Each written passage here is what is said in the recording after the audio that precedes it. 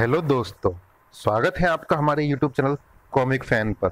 चलिए दोस्तों, शुरू करते हैं महाबली भोकाल की महारावण सीरीज की आखिरी कॉमिक्स महारावण। चलिए शुरू करते हैं दोस्तों।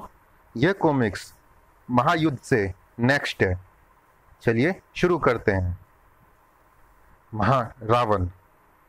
दूर दूर तक फैला हुआ अनंत आकाश, जिसके विशाल सीने पर चमकता है सूर्य, और सूर्य की किरणें पृथ्वी पर न मात्र रोशनी ही बिखेरती हैं, बल्कि जीवन का प्रकाश भी फैलाती हैं।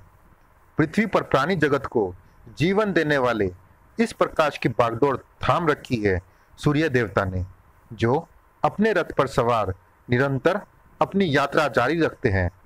लेकिन अब ना सूर्य देव की यात्रा जारी रहनी थी और ना ही रहना था उनका प्रकाश, क्योंकि पृथ्वी के सबसे बड़े पापी महारावण के हाथों में थमी नजर आ रही थी ब्रह्मा विष्णु महेश की वह शक्ति, जिसका नाम है प्रचंडास्त्र।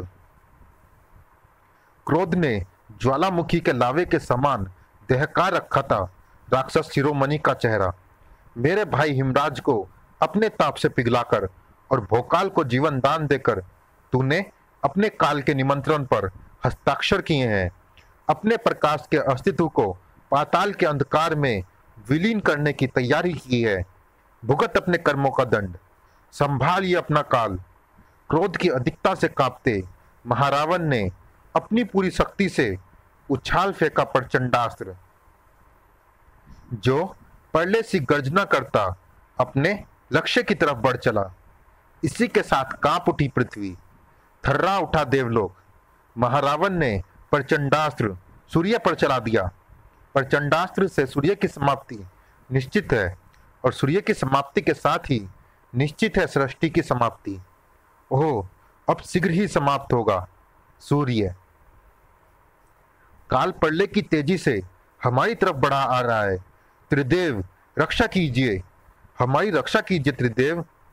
सूर्य की प्रार्थना पर तुरंत ही उसके समक्ष प्रकट हुए ब्रह्मा विष्णु महेश, परंतु विवश और लाचार। क्षमा करना सूर्य, प्रचंडास्त्र से तुम्हें बचाने के लिए हम कुछ नहीं कर सकते। हम सब तुम्हारा अंत देखने के लिए विवश हैं। अब त्रिदेव ही असमर्थ थे तो बाकी देव क्या कर सकते थे। लेकिन एक देव ऐसा था जिसके चेहरे पर इस अनर्थ को रोकने की दृढ़ता नजर आ रही थी, और वो देव था श्री राम का भक्त, शिव का 11वां रुद्र अवतार वीर हनुमान। हमारे भक्त भोकाल को जीवन दान देकर तुमने हमारे वचन की लाज रखी है सूर्य। हम तुम्हें कुछ नहीं होने देंगे। हमारी छाती को चीरकर ही तुम तक पहुंचेगा प्रचंडास्त्र। विकराल रूप धारण कर लिया बलियों के उस बलि ने, और साक्षात परले से टकरा गया। भड़ाक, जय श्री राम। पूरे ब्रह्मांड को कपा डाला उस भीषण टकराव ने। लेकिन इस टकराव से सूर्य का बाल भी बाका नहीं हुआ था। वह अभी अपने स्थान पर मौजूद था, जबकि प्रचंडास्त्र व बजरंगबली, दो महाशक्तियां बेजान होकर धरा की तरफ लहरा चुकी थी। लेकिन धरा तक पहुंचा प्रचंडास्त्र ही। बजरंगबली को तो बीच हवा में ही थाम लिया था उन दो हाथों ने, जो उसे लेकर पहुंचे वहां जहां मौजूद थे मर्यादा पुरुषोत्तम राम। उठो प्रिय हनुमान, जय श्री राम। जिसका नाम लेकर एक झटके से उठ खड़ा हुआ वह बलियों का बलि उसे ठीक अपने सामने देखकर अचंभित रह गया। भगवान, आप अपने चरणों में दास का प्रणाम स्वीकार कीजिए। प्रिय बजरंगी, तुम्हारे जैसे वीर और परम भक्तों का स्थान चरणों में नहीं हृदय में होता है।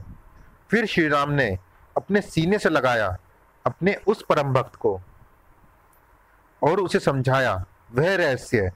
यह सब पूर्व नियोजित था। प्रचंडास्त्र जैसी महाशक्ति तीनों लोगों को अपने वारों से समाप्त करने में सक्षम थी। तुम्हारे कारण वह नष्ट हो गई है। इसीलिए वापस जाओ बजरंगी, और भोकाल का मार्गदर्शन करो। फिर वापस लौट चले बजरंगी। जबकि ठीक उसी समय महारावण, प्रकट हो महाकाल, महारावण के प्रश्न का उत्तर देने के लिए प्रकट हो। महाकाल अर्थात शिव को महारावण के सामने प्रकट होना ही पड़ा। पूछो, क्या पूछना चाहते हो?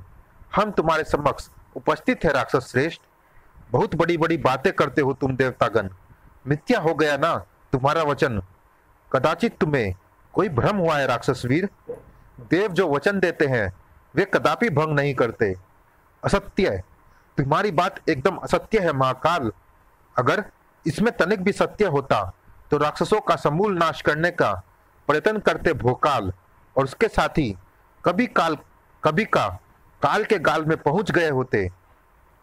कालकूट, कालभुजंग, मृत्युजीत, डंकिनी, कपालिका, कालबिंदु और कलिंकिनी जैसे राक्षस योद्धा अभी तक जीवित होते। इन सबको मारने वाला भोकाल नाम का वह तुच्छ कीड़ा अभी तक इसलिए जीवित है कि देवता कदम कदम पर उसकी सहायता कर रहे हैं और देव हनुमान तो मनुष्य का रूप धारण कर हर पल उसके साथ भी है। इसे राक्षसों के साथ देवों का छल नहीं तो क्या कहेंगे? इसे वचन भंग नहीं तो और क्या कहेंगे? अपने मांगे वरदान का स्मरण करो महारावण। तुमने देवों से यह वरदान मांगा था कि कोई भी देव मानव कल्याण के लिए राक्षसों के विरुद्ध युद्ध नहीं लड़ेगा, उनके विरुद्ध अस्त्र शस्त्र नहीं उठाएगा। और ऐसा ही हुआ है। किसी भी देवता ने तुम्हारे विरुद्ध युद्ध नहीं लड़ा है, अस्त्र शस्त्र नहीं उठाए हैं। इसीलिए महारावण क्रोधित ना हो। देव अपने कर्तव्य और वचन पर अभी भी अटल हैं और सदा रहेंगे। लेकिन अगर तुम अपने अभिमान और अधर्म पर अटल रहे तो तुम स्वयं को पराजय के कगार पर पाओगे। ऐसा नहीं होगा भूतेश्वर। महारावण और उसकी शक्तियों का सामना ना तो कोई मनुष्य कर सकता है और ना देव।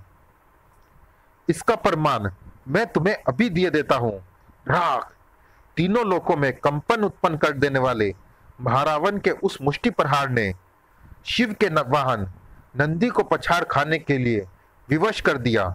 वहां बड़ा भीषण प्रहार ने एक पल के लिए तो नंदी को निस्तेज ही कर डाला, मगर दूसरे ही क्षण वह हिरण की चपलता को मात करता हुआ संभला। वहां अब उसकी चाल में चीते की सी तेजी नजर आ रही थी और चेहरे पर घायल सिंह सी खूंखार था। अब किसी भी शक्ति को रोंद डालने की क्षमता थी नंदी में। लेकिन उसका क्या किया जाए कि उसका सामना एक ऐसी महाशक्ति से था जो काल को भी चींटी की तरह मसल सकती थी। अपने अति शक्तिशाली इस वाहन की ऐसी दुर्गति के विषय में तो तुमने कभी नहीं सोचा होगा महाकाल, और ना कभी यह सोचा होगा कि तुम्हारी ही अमोघ त्रिशूल शक्ति तुम्हारे विनाश का कारण बन सकती है। ओहो, शिव की सबसे विध्वंसकारी त्रिशूल शक्ति से शिव का ही नाश करने को उतारू हो गया था वह पापी। हृदय को कपा देने वाला था वह दृश्य, और शिव की शक्ति का उन्हीं पर प्रयोग कर बैठा है महारावण। सांसों को रोक देने वाला, अपनी उस प्रलयंकारी शक्ति को नष्ट करने में शिव भी असमर्थ है। बहुत बड़ा अनर्थ होने जा रहा है। शिव की शक्ति शिव को ही समाप्त करने जा रही है। जहां सभी देखते रहने के सिवा कुछ नहीं कर सकते थे, वहीं बहुत कुछ करने जा रहा था यह देव। मैं अभी तक समझा नहीं ब्रदवर कि आप मुझसे भगवान शिव के त्रिशूल को कलंका की दिशा में उछाल फेंकने को क्यों कह रहे हैं? महाबली, तुम्हारे द्वारा कलंका की तरफ उछाला गया भगवान शिव का त्रिशूल भीषण गर्जना करता हुआ कलंका तक पहुंचेगा। शिव शक्ति की वह गर्जना घमंड में चूर महारावण को तुम्हारी शक्ति का भान करा सकती है। ऐसा हो गया तो फिर शायद महारावण की आंखें खुल जाए और युद्ध की आवश्यकता ही ना पड़े। आपका कहना एकदम उचित है ब्रदवर। तो फिर विलंब मत करो महाबली, शीघ्र ही शिव शक्ति का आह्वान करो। जय भोलेनाथ। ग्रर सर सैकड़ों मेघोसी गर्जना करती आगे बढ़ी महाकाल की वह शक्ति शीघ्र ही महाकाल की रक्षक बन गई। बड़ाक, तीनों लोगों को कपा देने वाले विस्फोट के साथ दो समान शक्ति आपस में टकराई और सदा के लिए समाप्त हो गई। ओहो, मूर्ख है महारावण, जो हम पर हमारी ही शक्ति चलाकर समझ रहा था कि उसने हमें पराजित कर दिया। महारावण से अपनी शक्ति वापस लेने की यह तो हमारी माया थी, जिसमें वीर हनुमान ने हमारा भरपूर सहयोग दिया। हमारा कार्य हो गया। अब हमें यहाँ खड़े रहने की कोई आवश्यकता नहीं। अपनी शक्ति और अपने सेवक नंदी के साथ तुरंत ही वहां से अंतर ध्यान हो गए शिव। जबकि इधर अभी तक पेशो पस में खड़ा हुआ था भोकाल। शिव शक्ति वापस क्यों नहीं लौटी वृद्धवर? किसी अत्यधिक महत्वपूर्ण कार्य को पूरा करने के पश्चात पुण्य शक्तियां वापस लौट जाती हैं। ऐसा ही शिव शक्ति के साथ हुआ लगता है। शायद उसने किसी अत्यंत महत्वपूर्ण कार्य को पूरा किया है और वापस शिव के पास लौट गई है। कहीं वह महत्वपूर्ण कार्य महारावण का अंत तो नहीं? नहीं, क्योंकि अगर शिव शक्ति ने महारावण का अंत कर दिया होता तो देवताओं ने अब तक समस्त पृथ्वी को पुष्पों से ढक दिया होता, आनंद के झरने बहा दिए होते। तो फिर वह महत्वपूर्ण कार्य क्या होगा, यह तो पता नहीं। कलंका पहुंचकर ही इसका पता लग सकता है। शरारती ढंग से मुस्कुराते वृद्ध की जिस माया को भोकाल नहीं समझ पा रहा था, उसे अच्छी तरह समझ गया था। वह छल और कपट का महाज्ञाता। ओह, दो समान शक्तियां आपस में टकराकर नष्ट हो गई। ऐसा मेरी अन्य शक्तियों के साथ भी हो सकता है, परंतु भोकाल के पास शक्तियां सीमित है और मेरे पास अभी 18 महाशक्तियों के साथ साथ अनेक पैशाचिक शक्तियां भी विद्यमान हैं, जिनके बल पर मैं भोकाल तो क्या संपूर्ण ब्रह्मांड को समाप्त कर सकता हूं। आपकी शक्तियां संपूर्ण ब्रह्मांड को समाप्त कर पाएंगी या नहीं, यह तो मैं नहीं जानती, परंतु इतना अवश्य जानती हूं कि आपकी हट आपको अवश्य ही समाप्त कर देगी। कुरूपा, तुम पत्नी होकर अपने पति के विषय में ऐसी बातें सोच रही हो। क्षमा करें स्वामी, वास्तविकता यही है और मैं इससे मुंह मोड़ना नहीं चाहती। आप भी इस वास्तविकता को स्वीकार कर ले। क्रोध से भभक उठा महारावण। मूर्ख स्त्री, जानती है तू किसे यह व्यर्थ की वास्तविकता समझाने का प्रयत्न कर रही है? उसे, मृत्यु जिसकी दासी है, अपार शक्तियों का जिसके पास भंडार है, जो देवताओं को ललकारने का साहस रखता है और पृथ्वी को पलट देने की शक्ति। आप महाशक्तिशाली हैं, इसमें संदेह नहीं, पर जो पाप और अधर्म के रास्ते पर चलते हैं उन्हें ना कोई महाशक्ति बचा सकती है और ना कोई पराक्रम। इसलिए हे स्वामी, मेरी बात मानिए और पाप का मार्ग छोड़कर धर्म का मार्ग अपना लीजिए। देव बड़े दयावान होते हैं, वे आपको आपके कुकृत्य के लिए क्षमा कर देंगे। ऐसा करके आप न केवल स्वयं को बल्कि इस कलंका नगरी और संपूर्ण राक्षस जाति को नष्ट होने से बचा लेंगे। आह, दुष्ट स्त्री, महारावण को कायरता का पाठ पढ़ा दी है। निकल जा इस नगरी से। आह, विनाश काले विपरीत बुद्धि। यह कहावत एकदम सही चरितार्थ हो रही थी उस महारावण पर, जिसके क्रोध से सारी कलंका नगरी कांप रही थी। अपनी दुष्ट पत्नी के साथ साथ मुझे अब तीनों लोगों को दिखाना है कि महारावण सर्वश्रेष्ठ है, सबसे बड़ी विध्वंसक शक्ति है। और अपने इस अभियान का आरंभ मैं करूंगा देव हनुमान के वास्तविक रूप को सारे संसार के सामने लाकर। बजरंगबली के विरुद्ध अपनी कपट भरी चाल चलने निकल पड़ा था महारावण, जबकि बजरंगी भोकाल और उसके साथियों को आने वाली परिस्थितियों की गंभीरता समझाने में जुटे थे। आने वाला एक एक क्षण हमारे लिए सैकड़ों कठिनाइयां लेकर आ सकता है पराक्रमियों, इसलिए तुम सबको पूरी तरह सजग रहने की आवश्यकता है। आप चिंता न करें मान्यवर, हमारी पूरी सेना हर संकट से निपटने के लिए पूरी तरह तैयार है। शत्रु जिस कोण से भी हम पर आक्रमण करेगा, हमसे मुंह की खाकर ही लौटेगा। भीलराज सही कह रहे हैं वृद्धवर, शत्रु के किसी भी आक्रमण का मुंह तोड़ जवाब देने के लिए हम एकदम तैयार हैं। शत्रु हमारी रणनीति को हरगिज नहीं भेद सकता। तुम्हारी रणनीति को भेदने की आवश्यकता ही नहीं है। महारावण सब उसके साथ ही तुम सबको भेद डालेगा, और यह कार्य मैं अभी कर सकता हूं। परंतु अभी मैं तुम्हें समाप्त करने नहीं, बल्कि तुम्हें एक विस्मयकारी रहस्य से परिचित कराने आया हूं। ओह, वह छलिया जिस दृष्टि से हमें देख रहा है, उससे उसका मंतव्य स्पष्ट प्रकट होता है। वह भोकाल सहित समस्त सेना को हमारे वास्तविक रूप के बारे में अवगत कराने आया है। वह अपने उद्देश्य में सफल भी हो जाएगा, अगर हमने तुरंत ही कुछ ना किया तो। दूसरे ही क्षण उस देव ने जो किया, उसे ना तो कोई मनुष्य देख पाया और ना अपनी ही झोंक में बोलता वह राक्षस। यह तुम्हारे समक्ष जो वृद्ध खड़ा है, यह मनुष्य नहीं, अपितु हनुमान नामक वह वानर है, जिसने त्रेता युग में राम की सहायता की थी और अब भोकाल की सहायता कर रहा है। लेकिन यह नहीं जानता कि इसकी सहायता से राम ने जो इतिहास बनाया है, वह अब दोहराया नहीं जाएगा, क्योंकि त्रेता युग में जिसे छल से जीता गया, वो था रावण। लेकिन मुझसे कोई नहीं जीत सकता, क्योंकि मैं हूं छल और कपट का महाज्ञाता, महारावण। क्रोध बजरंगी के स्वर में भी झलक आया।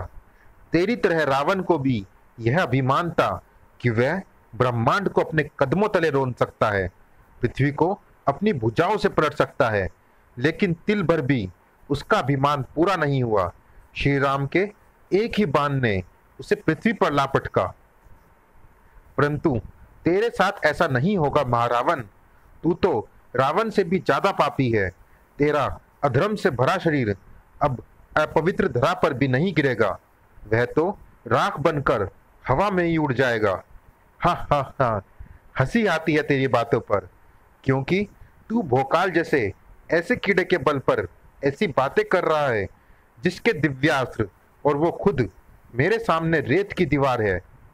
लेकिन तू अब इनकी सहायता नहीं कर पाएगा, क्योंकि इनके सामने मैंने तेरा रहस्य खोल दिया है, और जिस तरह ये अवाक मेरी तरफ देख रहे हैं, उससे साफ प्रतीत होता है कि ये सब मेरी बात समझ चुके हैं। अब तुझे इन्हें छोड़कर जाने के लिए विवश होना ही होगा। मैं चला, तू भी जाने की तैयारी कर और आकाश में बैठकर इनके विनाश का नजारा कर, क्योंकि मेरे जाने के कुछ पलों बाद ही यहाँ आ पहुंचेगा इनका विनाश। हा हा हा। ठहाका लगाते हुए महारावण वहां से रवाना हो गया। इसी के साथ उस राम भक्त ने चैन की सांस ली। अच्छा हुआ महारावण यह नहीं जान पाया कि हमने भोकाल के साथ साथ यहाँ उपस्थित हर व्यक्ति की श्रवण शक्ति को अपनी माया से अवरुद्ध कर दिया था। अब महारावण जा चुका है, इसलिए हमें वह अवरोध हटा देना चाहिए। बजरंगी की माया से जैसे चुपके से सभी की श्रवण शक्ति खो गई थी, वैसे ही वापस लौट आई। एकाएक मुझे लगा कि मुझे कुछ सुनाई नहीं दे रहा। मैं तो कुछ क्षणों के लिए मानो बहरा ही हो गया था। अब तो सब कुछ सुनाई दे रहा है, लेकिन एक क्षण पहले क्या हुआ था? भोकाल ने वृद्ध को अपनी समस्या बताई तो मुस्कुराकर बोले, वे हमें भी पता नहीं अचानक क्या हुआ था। हमने तो सोचा था कि तुम सब कुछ सुन रहे हो, बाद में तुमसे सब कुछ पूछ लेंगे। ओहो, शायद महारावण की कोई माया थी। ठीक तभी व्रूम, सभी के कानों के पर्दों को हिलाती चली गई वह आवाज, और सभी के मस्तिष्कों की जड़ों को हिलाता चला गया उस आवाज के स्वामी का रूप। ओहो, व्रूम। महारावण की प्रलयंकारी शक्तियों में भयंकरा नामक यह एक शक्ति है, जिसके बारे में महारावण हमें चेताकर गया था। यह वही शक्ति है। समाप्त करो इसे, अभी लीजिए वृद्धवर। वृद्ध के सचेत करते ही संभल गए सभी के हथियार, लेकिन कोई वार कर पाता उससे पहले ही गूंजा वह ठाका।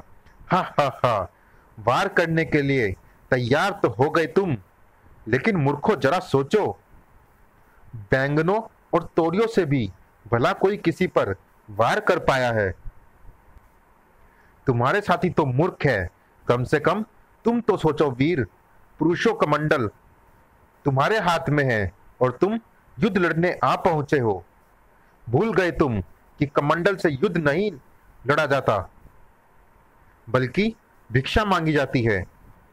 ओह, भयंकरा के साथ यह सम्मोहक मुंड महारावण ने इसलिए भेजा है कि मुंड अपना सम्मोहन फेंके और भयंकरा प्रहार करे। ओह, खड़ाखट! ओह, वह तो प्रहार पर प्रहार किए जा रही है।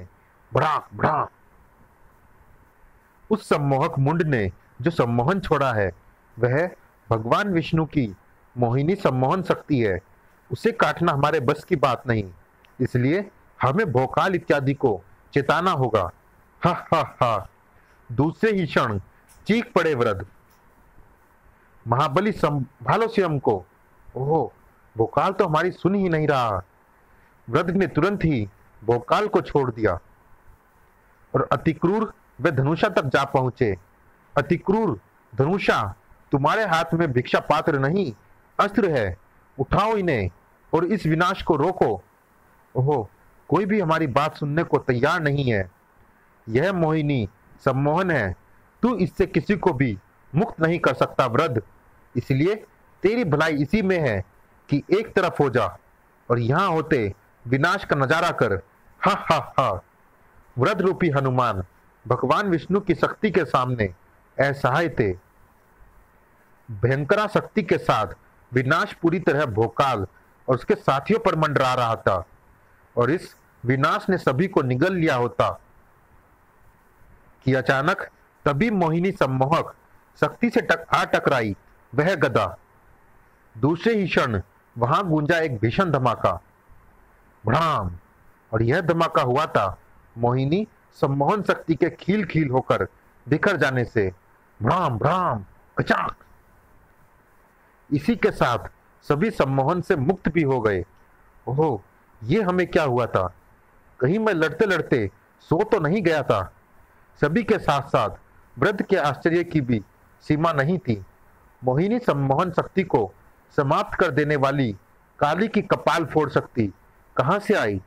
यह शक्ति तो महारावण के पास थी, फिर किसने इसका प्रहार किया? वृद्ध अभी चकित ही थे, जबकि तीनों पराक्रमी स्थिति की गंभीरता को पूरी तरह भांप चुके थे। हमें अतिशीघ्र इस दानव खोपड़ी को समाप्त करना है। अपने अपने अस्त्र संभाल लो मित्र। लेकिन तीनों में से कोई संभल पाता उससे पहले ही ओह उफ! एक ही वार में तीनों महाबलियों को दूर उछाल फेंका भयंकरा ने। तीनों तेजी से संभले।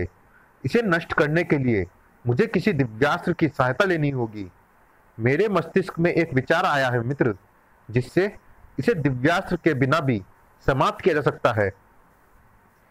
तुम जरा मुझे अपने पंखों की सहायता से उड़ाकर इस शैतान के ऊपर तो ले चलो।